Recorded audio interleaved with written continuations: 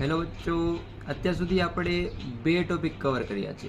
પહેલો ટોપિક હતો વિદ્યુત પ્રવાહ, એ કવર કર્યો કમ્પ્લીટ આપણે. બીજો ટોપિક હતો ઓહ્મ્સનો નિયમ, એ પણ આપણે કમ્પ્લીટ કર્યો.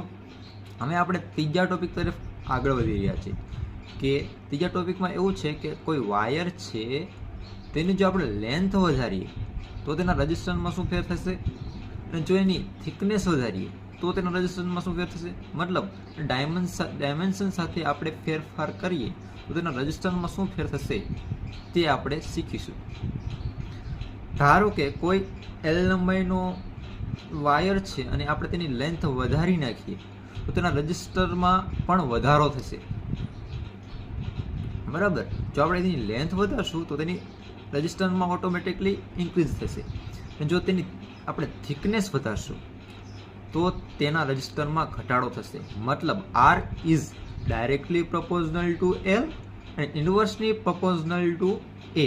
મતલબ R is equals to L by A. અને આ પ્રપોઝનાલિટી કોન્સ્ટન્ટને આપણે દૂર કરશું તો ત્યાં આવશે rho. R is equal to rho L upon A, અને રોને કહેવાય રજિસ્ટિવિટી.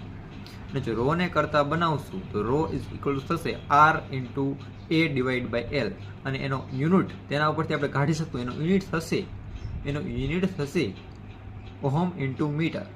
એ આપણે એના પરથી કાઢી શકીએ અને તેનું ડાયમેન્શન એના કરસ્પોન્ડિંગ આપણે લખી શકીએ. ધન્યવાદ, બાય.